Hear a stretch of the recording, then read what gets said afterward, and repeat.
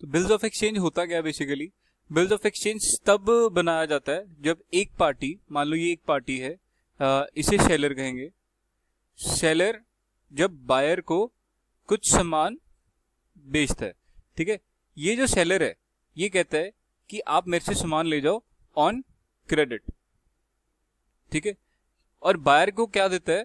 Buyer को एक bills of exchange दे देता है जिसके ऊपर प्रॉपर स्टैंप होती है और उसके नाम लिखा होता है और उसके ऊपर वर्डिंग्स लिखी होती है, आई प्रॉमिस टू पे, यहाँ पे सिग्नेचर होता है, ठीक है, दोनों के। और ये जो बायर है ये एक्सेप्ट करता है, ही एक्सेप्ट्स कि मैं एक पर्टिकुलर पीरियड के बाद ये जो सेलर को पे करूंगा कोई अमाउंट, ठीक है, he promise to pay the seller a particular amount on a particular date. इसमें कंसेप्ट क्या है? इसमें ग्रेस डेज भी मिलते हैं। मान लो वो कहता है 2 मंथ्स की लिए वो बिल है वो उसको दे रहा है, 2 मंथ्स की मेच्योरिटी है बिल की, 2 मंथ्स के बाद वो मेच्योर हो जाएगा, उसमें वो 3 डेज जोड़ के जितना भी डे हुआ उस दिन अमाउंट ड्यू होगी। और अगर ये बिल नहीं पे करता तो उसके अग्रीमेंट के अकॉर्डिंगली उसको क्या लगेगा? इंटरेस्ट लगेगा और वो जो भी पेनल्टी होगी उसको बेयर करनी पड़ेगी। किसको? बायर को, ठीक है जी। जनरली ये मार्केट में चलता है, ठीक है जी। और होता क्या है, इसके कुछ वर्ड्स हैं। सेलर को कहते हैं, ये बिल बनाता है तो इसे कहते हैं ड्रॉअर, और किसके ऊपर बनाया? बायर के ऊपर, तो इसे कहते हैं ड्रॉई। एक ये वर्ड हो गया। अब यहां से एक बात सीखो कि ये जो बायर होता है ये क्या करता है? ये पे करता है, इसी को कहते हैं पेई। और ये जो ड्रॉअर होता है इसको, सॉरी उल्टा लिख दिया मैंने, ये जो बायर होता है ये पे करता है तो इसको क्या नाम देते हैं? पेयर, ठीक है जी। और जो लेता है उसको क्या कहते हैं? पे। तो एक सिंपल सी बात है, हमने जब भी कभी क्रेडिट की सेल्स करी थी तो एक जर्नल एंट्री पास करी थी, तो हम यहाँ पे सारा ये चैप्टर जो है वो जर्नल एंट्री बेस्ड है और सारा रिपीटेडली होता है, ठीक है जी। तो सुनो, ये जर्नल एंट्री जो भी हम पास करेंगे, यहाँ पे मैं हाफ ऑफ द पेज को डिवाइड कर देता हूँ, इसको पेज को हाफ में डिवाइड कर देता हूँ। यहाँ पे लिख देता हूँ in the books of seller, और यहां पे लिख देता हूं in the books of buyer. और क्या मैं इसको सेलर को ड्रॉअर भी लिख सकता हूं और इसको मैं ड्रॉई भी लिख सकता हूं? बिल्कुल लिख सकता हूं। क्या मैं इसको पेई लिख सकता हूं? क्या मैं इसको पेयर लिख सकता हूं? यस, लिख सकता हूं। तो चलो, ऑन सेल्स, जब भी मैंने सेल्स करी, देखो अगर तो ये कैश की सेल्स है फिर बिल्स ऑफ एक्सचेंज का कोई लॉजिक बनता ही नहीं है। तो जब भी मैंने सेल्स करी तो क्या बनेगा? डेटर अकाउंट डेबिटेड, यानी कि drawee account debited to sales. और अगर सीजीएसटी एसजीएसटी है तो यहां पे क्या आ जाएगा? टू आउटपुट सीजीएसटी एसजीएसटी, और यहां पे क्या आ जाएगा? टू आउटपुट आईजीएसटी, ठीक है जी। इन दोनों में से कोई भी हो सकता है। उसके बाद क्या बात आती है यहां पे इसकी, ये क्या बोलेगा? ऑन परचेज, तो purchases account debited, input CGST SGST account debited, या फिर क्या आ सकता है? इनपुट आईजीएसटी आ सकता है अकाउंट डेबिटेड टू ड्रॉअर, ठीक है जी। इसको मैं लिख सकता हूं डेटर भी लिख सकता हूं और इसको मैं क्रेडिटर भी लिख सकता हूं। बात समझ में आती है? यहां पे सेकेंड जो ट्रांजैक्शन है on issue of bills of exchange, तो ये जो बिल्स ऑफ एक्सचेंज इश्यू करने हैं तो इसकी क्या एंट्री पास होगी? इसकी सिंपल एंट्री ये पास होती है, bills receivable account debited to drawee. ये यहां से ये क्रेडिट में आ गया, ठीक है जी। जो भी पर्टिकुलर अमाउंट होगी वो यहां पे ऐसे लिख दी जाएगी, ठीक है जी। अब ऑन मैच्योरिटी अगर वो पे करता है, ऑन मैच्योरिटी अगर वो पे कर देता है, इसे इफ ऑनर्ड, ऑनर्ड का मतलब टाइम से पे कर दिया, तो इसकी एंट्री क्या पास होगी? कैश या bank account debited to bills receivable. क्या ये बात समझ में आती है आपको? ठीक है जी। अब इधर क्या एंट्री आएंगी, सेकंड वाले पे। जब इसको बिल्स मिलेगा तो ये एंट्री क्या पास करेगा, ये कहेगा drawer account debited to bills payable. ठीक होगी बात।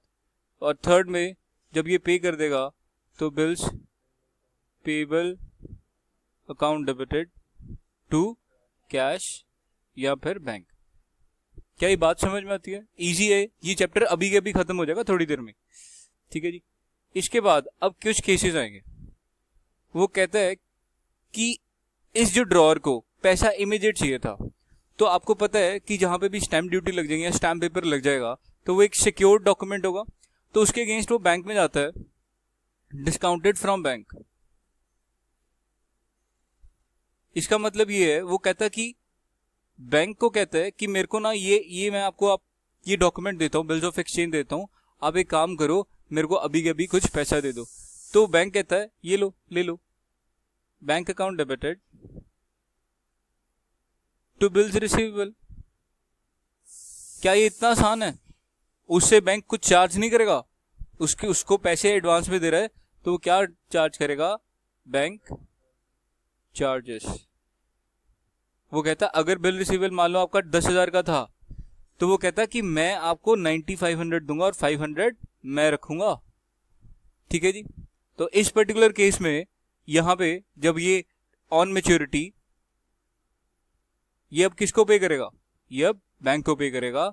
इसका मतलब क्या है? Bills payable account debited to bank.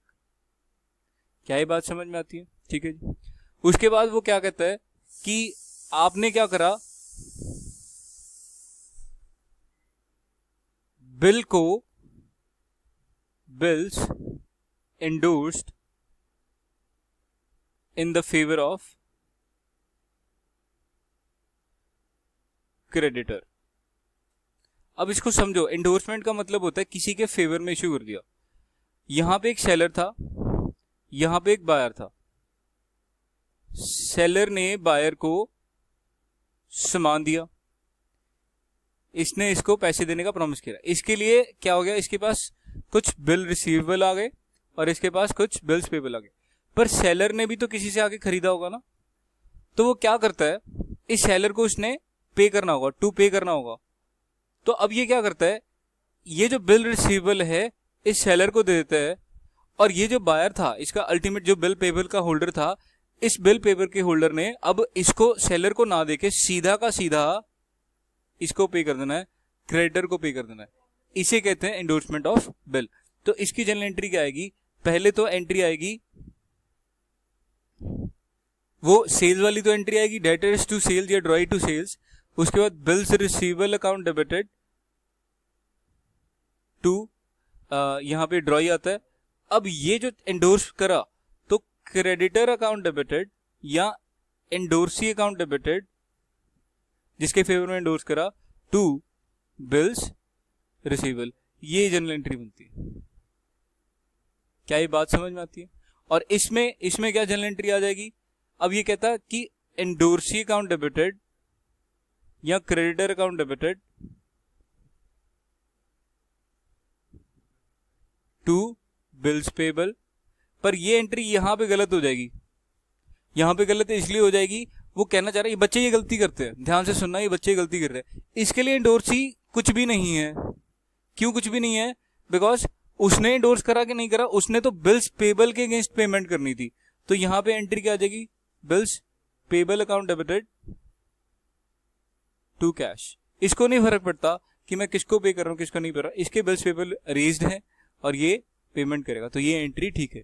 बच्चे ये गलती करते ही करते हैं एंडोर्समेंट के केस में, बट ये एंट्री पास करेंगे। ठीक है जी। चलें नेक्स्ट चलें। अब वो होता है कुछ ना कलेक्टिंग एजेंसीज होती हैं और वो क्या करती हैं, वो डेटर से बिल्स ले लेती हैं।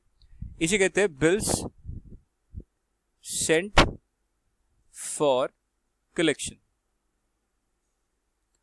तो अब ये जो बिल सेंड फॉर कलेक्शन था, इसमें क्या हुआ, यहां पे सेल्स की एंट्री तो आपको समझ में आती है, डेटर्स अकाउंट डेबिटेड टू ये सेल्स, उसके बाद बीआर अकाउंट डेबिटेड यानी कि bill receivable account debited to debtors या ड्रॉइस, ये डेटर आएगा, ठीक है जी। यहाँ पे स्पेलिंग मिस्टेक होगी, चलो कोई बात नहीं, समझ लेना आप। Bill receivable account debited to debtor to drawee, उसके बाद क्या एंट्री पास करेंगे, यहां पे bills sent for collection account debited to BR. अब जब पेमेंट हो जाएगी यहां पे, तो bank account debited to bills sent for collection. तो यहां पे क्या चार्जेस, ये बैंक की ही कुछ एजेंसीज होती है, तो यहां पे क्या लग जाएंगे, बैंक चार्जेस लग जाएंगे, बैंक चार्जेस अकाउंट डेबिटेड, यानी कि अगर 10,000 का था तो 200 रुपीज मिल गए तो 800 क्या होंगे, चार्जेस हो जाएंगे। तो ये एंट्री एक समझ में आती है, इसकी कंप्लीट होता है। अब यहां पे क्या आ जाएगा, सिंपल है, bills payable account debited to cash या बैंक। क्या ये बात समझ में आ गई? ये सारे केसेस हो गए कवर आपके। अब इसके बाद क्या होता है, आपके ये जितने भी केसेस हैं इसमें क्या होता है, डिसऑनर हो जाता है। डिसऑनर के केस में हम क्या करेंगे, जब भी हमारे बिल डिसऑनर हुए तो उसके केस में क्या एंट्री पास करेंगे, इसका मैं एक डायग्राम सा बनाता हूं जिसमें सारी चीजें समझ में आ जाएंगी। वो क्या है, dishonour of a bill, dishonour of a bill. तो कौन कौन से केसेस करे थे हमने dishonour, on the case of maturity, normal case, in the case of bills held till maturity। एक केस हो गया। दूसरा केस क्या कहता है, कहता है कि मैंने डिस्काउंट जो बैंक से कराया था उस केस में, when bills are discounted, when bills were discounted from bank,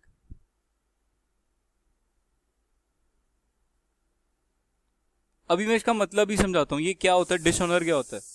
उसके बाद बात आती है when bills is endorsed to endorsee, when bills are endorsed to endorsee. 4 ही केस करे अभी तक, और एक लास्ट वाला जो करा था बिल सेंट फॉर कलेक्शन करा था, ठीक है जी। When bills are sent for collection,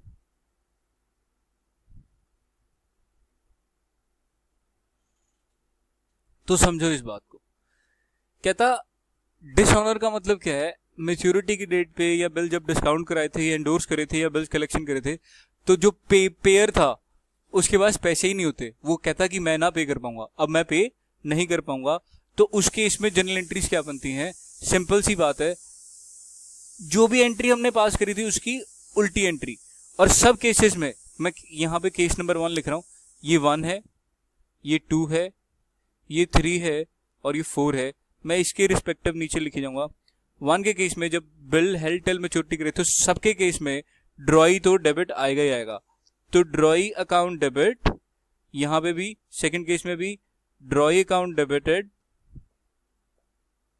ड्रॉई account third case में भी ड्रॉई अकाउंट डेबिटेड, और फोर्थ केस में कहीं नीचे जाके लिख दूंगा, उसमें भी ड्रॉई अकाउंट डेबिट आएगा। फोर्थ केस भी अभी देख लेते हैं। तो ड्रॉई अकाउंट डेबिटेड, यहां पे क्या एंट्री पास करेंगे, टू बिल्स रिसीवेबल, क्योंकि अब ये बिल रिसीवेबल भी दोबारा से वैसे वैसे हो गए, खत्म हो गए। और अगर कोई भी मान लो जब भी कोई मैच्योरिटी के टाइम पे पैसे नहीं देता तो उसके नोटिंग चार्जेस हमने पे करने पड़ते हैं टू कैश टू बैंक। और ये नोटिंग चार्जेस क्या होते हैं, ये कोर्ट में ना नोटिंग करानी पड़ती है वकील से, या फिर वो जैसे कहते हैं ना जज के सामने प्रेजेंट होने के लिए कुछ नोट कराते हैं लीगल डॉक्यूमेंट के ऊपर। उसके ऊपर मैं बात करता हूँ दोबारा से, यहाँ पे बिल सेंट फॉर कलेक्शन की बात करें तो यहाँ पे क्या आ जाएगा, टू बैंक। क्योंकि वहां पे क्या करता, बैंक टू ड्रॉई करा था, ठीक है जी, तो यहाँ पे क्या आ जाएगा, ड्रॉई टू बैंक आ जाएगा, और यहाँ पे एंडोर्सी आ जाएगा, जिसके फेवर में एंडोर्स किया था, और यहाँ पे क्या आ जाएगा, ड्रॉई अकाउंट डेबिटेड, फोर्थ में ड्रॉई तो आना ही आना डेबिट में, drawee account debited to bills send for collection, bills send for collection, ठीक है जी। तो ये बात समझ में आती है। इसके डिसऑनर ऑफ द बिल भी हो गए। तो डिसऑनर ऑफ द बिल के बाद अगर मैं बात करूं, नेक्स्ट टॉपिक अगर मैं चलता हूं, तो इसका होता है रिन्यूअल ऑफ अ बिल। अब जो रिन्यूअल ऑफ अ बिल है उसका कंसेप्ट समझो।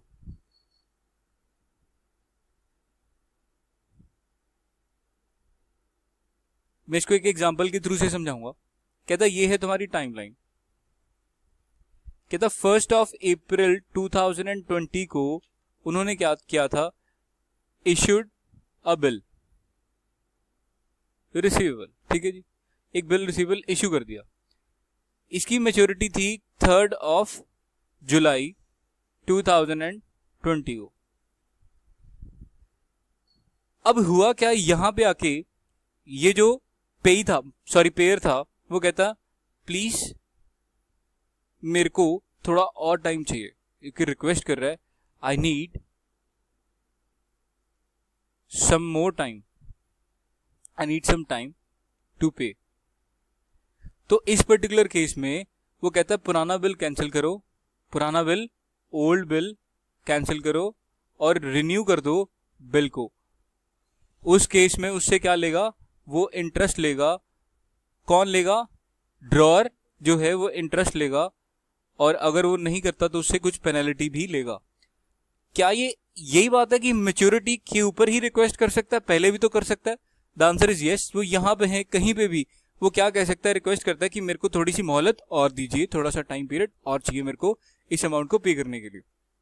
तो इसमें एंट्रीज क्या पास करता है, तो समझो ये भी मैं इसको पेज को 2 हिस्सों में डिवाइड कर देता हूं। 4 ही तो एंट्रीज बनेगी इसमें। एक सेकेंड, इसको सीधी लाइन बना देते हैं।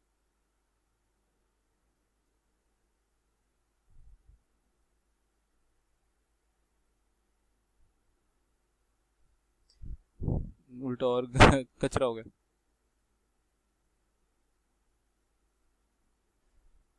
चलो, अब हुआ क्या, यहां पे मैं हाफ डिवाइड कर रहा हूं और यहां पे मैं लिख रहा हूं कि क्या केस है। सबसे पहली जो बात है, cancelling of original bill.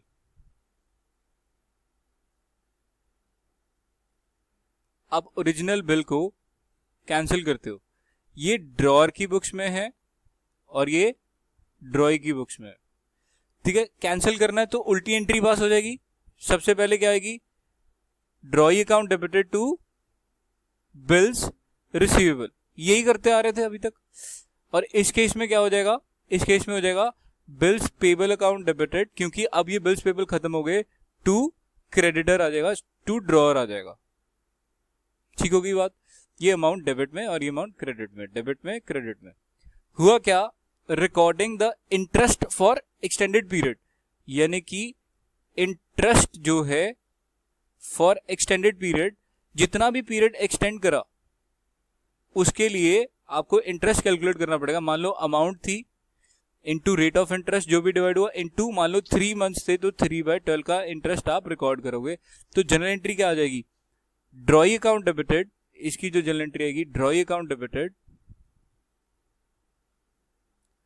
To interest. कहता अब मैं जो बिल्स ऑफ एक्सचेंज था मेरे पास उसमें मैं इंटरेस्ट की अमाउंट भी जोड़ूंगा, और यहां पे क्या अमाउंट आ जाएगी, कहता इंटरेस्ट मेरा खर्चा है, यहां पे इसकी इनकम तो क्रेडिट हो गया, यहां पे इसका खर्चा है तो interest account debited to drawer. अब मैंने इसको और पे करना है। थर्ड एंट्री सुनो, थर्ड एंट्री क्या है, कहता पार्ट पेमेंट रिसीव्ड। अब कुछ वो कहता है कि अभी कुछ पेमेंट मेरे से ले लो, ऐसा भी क्वेश्चन में बोल सकता है। पार्ट पेमेंट, वो जो ड्रॉई था वो उसको कुछ पार्ट पेमेंट दे रहा, कैश या फिर bank account debited to drawee, यानी कि इस अमाउंट से मैं ड्रॉई का बैलेंस कम कर दूंगा। और यहां पे क्या एंट्री आ जाएगी जब ये पे करेगा, drawer account debited to cash या फिर बैंक, जो भी अमाउंट होगी रिस्पेक्टिव डेबिट और क्रेडिट में, ठीक है जी, चली जाएगी। फोर्थ एंट्री में क्या कर रहा है, जो नया बिल जो आपने रेज करना है, तो नया बिल रेज करने की फिर सिंपल एंट्री है, न्यू बिल रेज्ड। क्या एंट्री थी नॉर्मल भी, BR account debited to bill receivable account debited to drawee account. और यहां पे क्या आती थी इसकी, ये थर्ड थी, ये फोर्थ थी, अरे ये एंट्री आती थी drawer account debited to bills payable. क्या ये बात समझ में आती है? इसमें तो कोई दिक्कत है ही नहीं। मेरे हिसाब से ये चैप्टर जो है इसी के आसपास घूमता है, और ये मेरे हिसाब से इसके बाद वो पूछेगा भी नहीं। हाँ, एक टॉपिक जो रह गया, रिटायरिंग अ बिल अंडर रिबेट, वो हम फटाफट से कर लेते हैं। रिटायरिंग अ बिल अंडर रिबेट। अब ये क्या कहता है जी, सुनो, ये कहता है कि कई बार क्या होता है कि जो एक्सेप्टर होता है वो चाहता है कि मैं इस बिल की जो पेमेंट है वो कुछ अर्ली डेट पे कर दूं, तो उस पर्टिकुलर टाइम पे वो कुछ एक्सपेक्ट करता है कि मेरे को रिबेट भी मिले। तो बड़ी सिंपल सी बात है, ये जो एक्सेप्टर है यानी कि होल्डर, ये दोनों की बुक्स में लिख देता हूं, in the books of drawer और इन द बुक्स ऑफ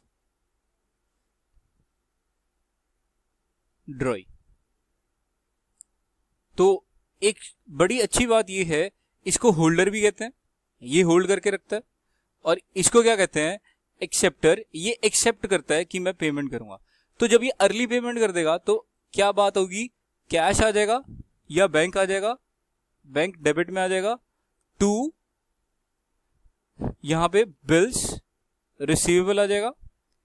मान लो ये 1000 रुपए का बिल था, बट अब वो कैश अर्ली दे रहा है, मान लो वो कह रहा है कि मैं कैश अर्ली दे रहा हूं, तो बताओ मेरे को कितना डिस्काउंट दोगे। वो कहता मैं आपको 20 रुपए का डिस्काउंट दे दूंगा, और उसको कहेंगे रिबेट अकाउंट डेबिटेड। ये आपका लॉस है एक तरह से। कहता 1000 के लिए आपको मिल कितने रहे, 980, तो ये जो 20 रुपए का है ये आपका खर्चा है या नुकसान है, तो 20 रुपए को डेबिट कर देंगे, क्योंकि debit all expenses and losses. तो अब यहां पे इसकी एंट्री क्या आ जाएगी, कहता जब मैं इसको बिल पे कर रहा हूं तो bills payable account debited to cash या बैंक। कहता ये 1000 रुपए का बिल पेबल था, मैंने इसको दिए 980, और जो 20 रुपए का था वो मेरा रिबेट की इनकम होगी। तो बड़ी सिंपल सी बात है, किसी एक के लिए ये एक्सपेंस है या लॉसेस है, और किसी एक के लिए ये इनकम है या गेन है। ये वैसे गेन कहा जाएगा, और ये इसको लॉसेस भी कहा जा सकता है। इसी के साथ मेरा बिल्स ऑफ एक्सचेंज ये चैप्टर खत्म होता है। इसके सारे के सारे क्वेश्चन करने, कोई भी स्किप नहीं करना। ये 4 से 6 मार्क्स का आता है, और इसमें 100% मार्क्स जो है आप कवर कर सकते हो। ये बहुत ही सिंपल सा टॉपिक है, जनरल एंट्री बेस्ड है, कोई इसमें दिक्कत नहीं है। अगर कोई दिक्कत है तो आप कमेंट सेक्शन में पूछ सकते हो। तो इसी के साथ हम क्लास को वाइंड अप करते हैं। Thank you.